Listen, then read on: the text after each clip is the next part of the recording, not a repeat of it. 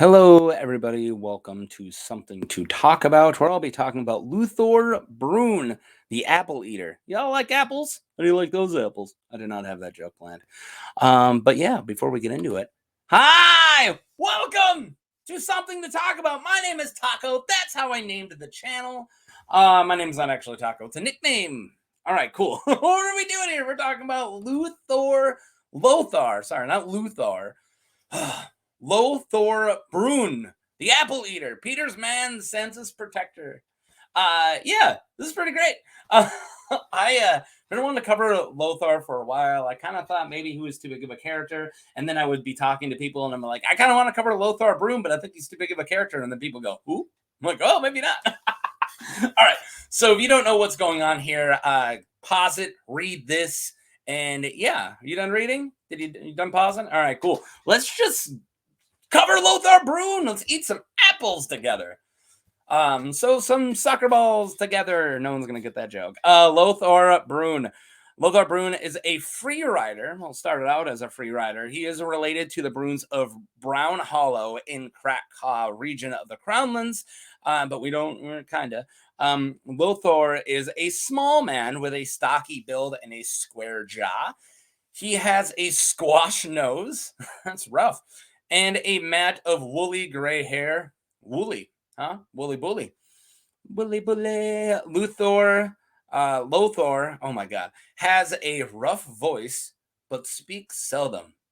I like apples. Thanks, Lothor. Sansa Stark thinks that Lothor is not handsome, but also not ugly. And she thinks he is stronger than he appears. Sansa considers Lothor to be honest, and Petyr Balish deems him to be loyal. Lothor wears patch brown breeches and scuffed boots with a cracked, water-stained leather jerkin. He has drab armor and a dented plate without a device on it. Lothor wields a sword and a knife. There you go.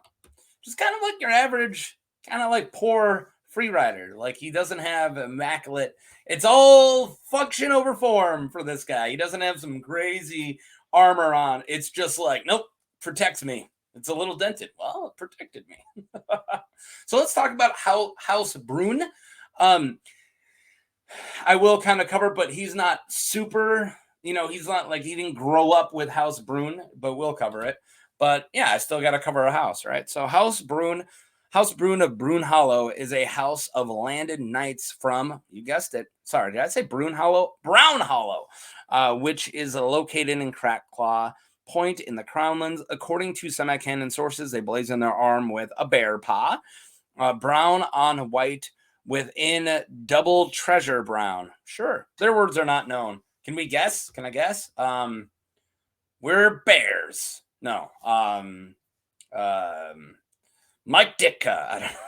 I don't the Brunes of Brown Hollow are an old knightly family from Crackclaw Point, and they were legendary champions who brought peace to Crackclaw. I can't talk. That sucks because that's what I'm doing right now. That's my hobby. It's talking. I should learn.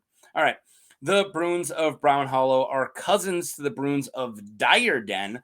Archmaester Glendane considers the Brunes of Crackclaw to be half wild. Gildane. I should know that. Lothor Brune is a distant kin to the Brunes of Brown Hollow. Yeah, he's distant kin. We'll cover that some more, but they're kind of like, they're like a old, ancient, not super powerful house from Crackclaw Point. But yeah. All right. There we go. The poor free rider.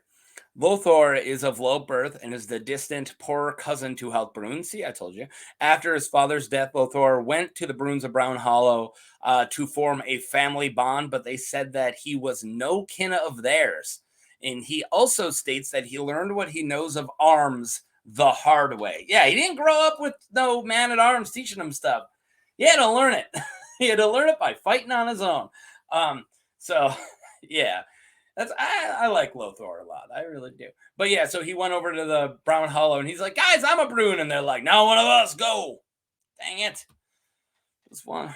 want a cup of coffee, man. All right. Lothor takes part in the Hands Tourney in King's Landing as a free rider.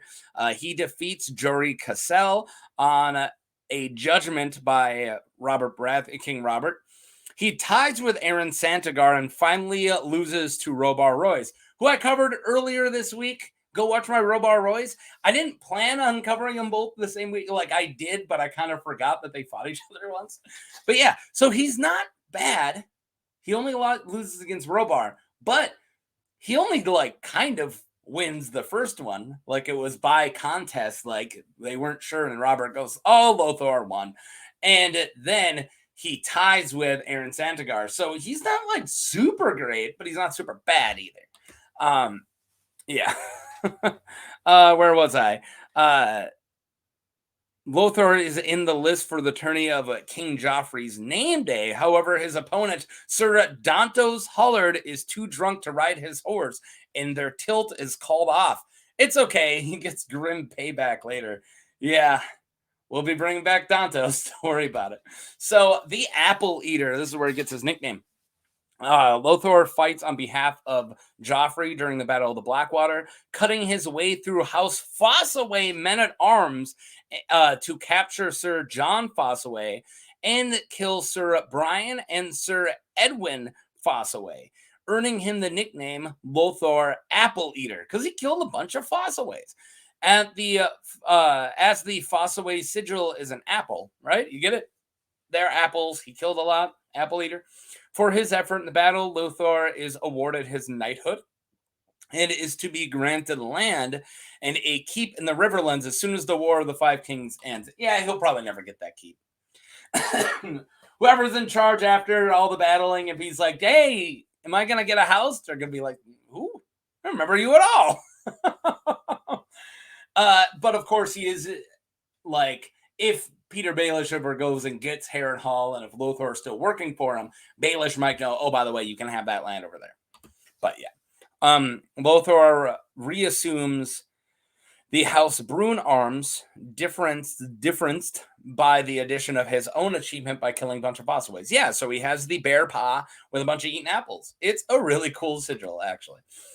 So Petyr's loyal man. Sir Lothor enters the service of Lord Petyr Balish, the Master of Coin. After Joffrey chokes to death at his wedding, Dantos takes Sansa to free King's Landing.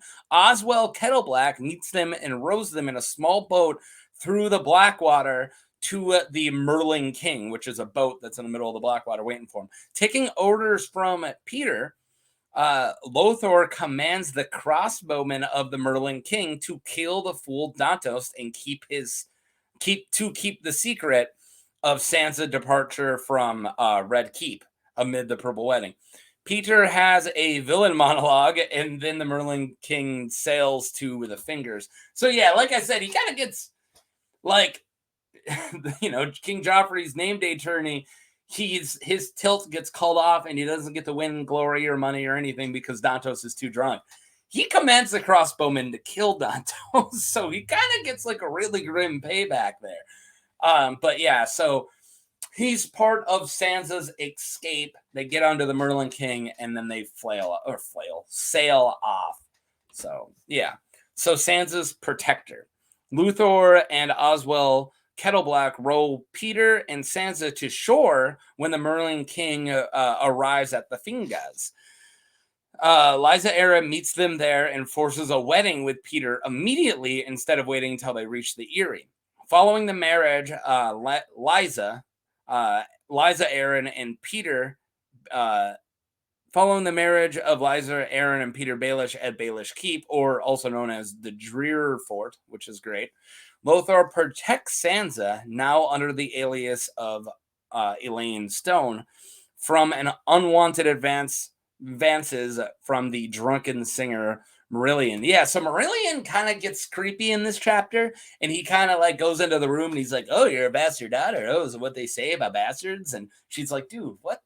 Get out of here. And he's like, oh, well, whatever. You like this. And she's like, I don't like this.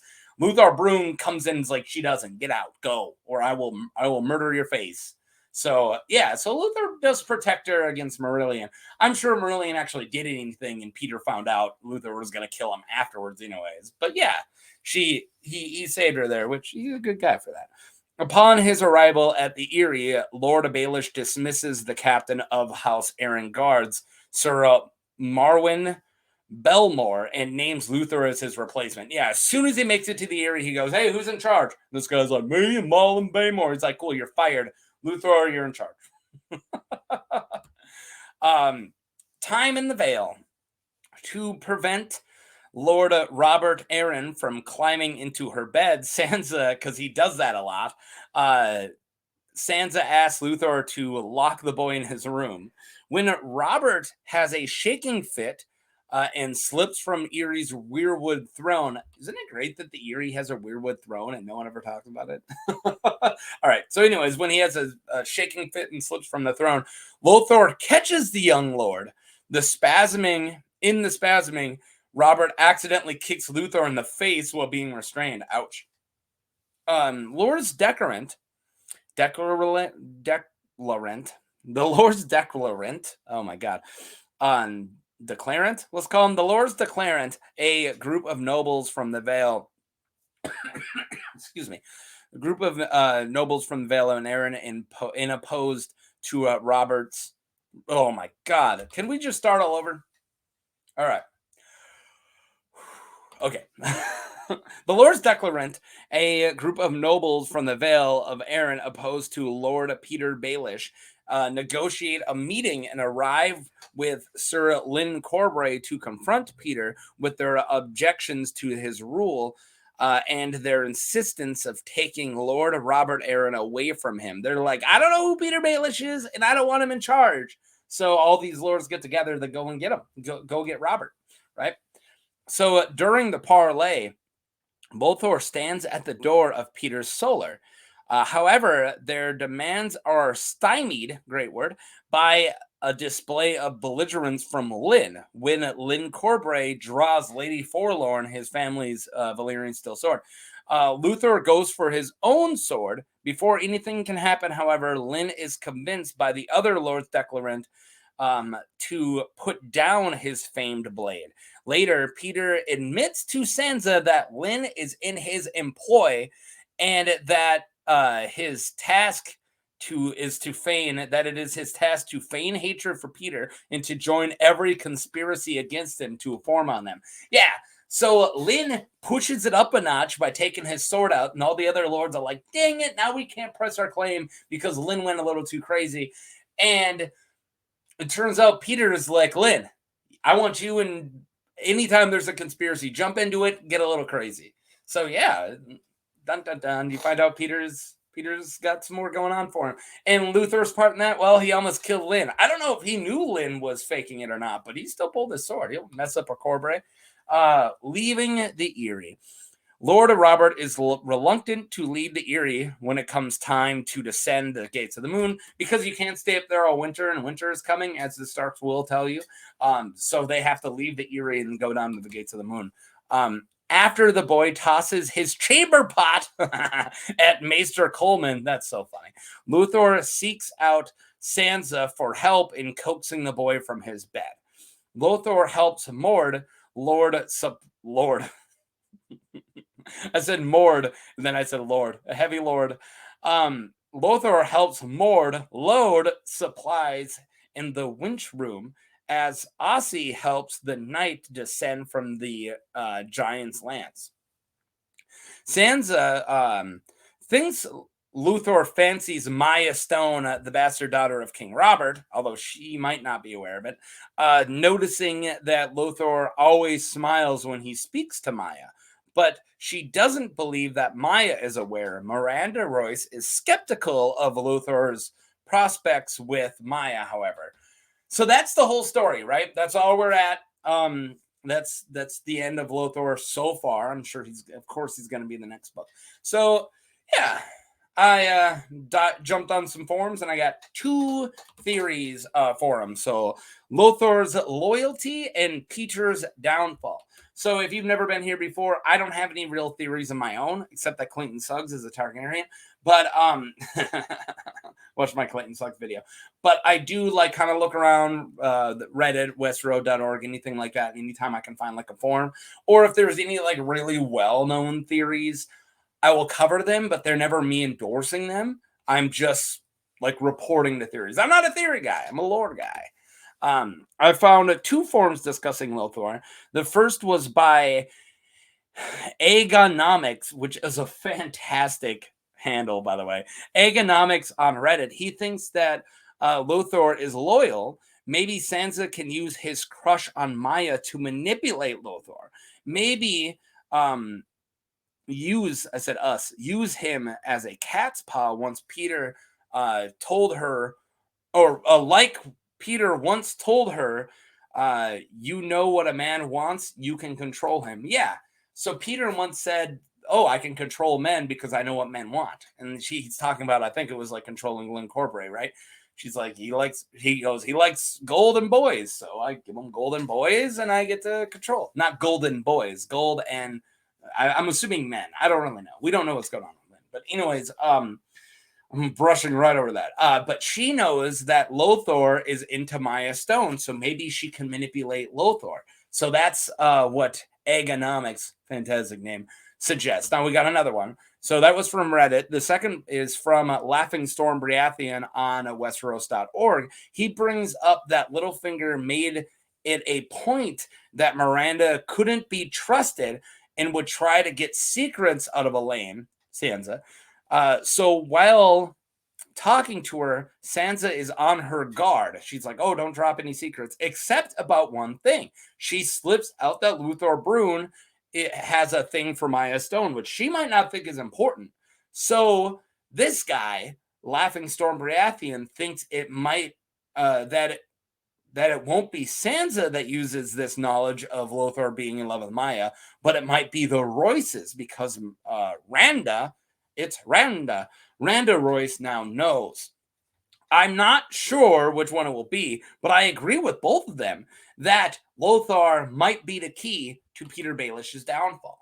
I really do think that's true. Once Sansa kind of gets a little sick of Petyr Baelish, she kind of has something on Lothor, or the Royces have something on Lothor. And if you listen to other big conspiracy theory guys, they might have more than just that on Petyr Balish. Like the Royces might actually know quite a lot. And they might be like Nestor Royce or Bronze Jan. Most likely Nestor might try to take down Baelish. Or she just might. Or she might do it with them. So we'll see. But that's what I got from Agonomics and Laughing Storm on Westeros.org. Agonomics was on Reddit. There you guys go. It's ended up being a longer video than I thought. Holy. I need a nap. But yeah, thank you guys for watching. Click like, subscribe if you haven't. Check out all my other videos. I'm covered a lot of characters, like almost 70 at this point, I think. So go check whichever one's out, or all of them out. But yeah, thank you, and how you like them apples?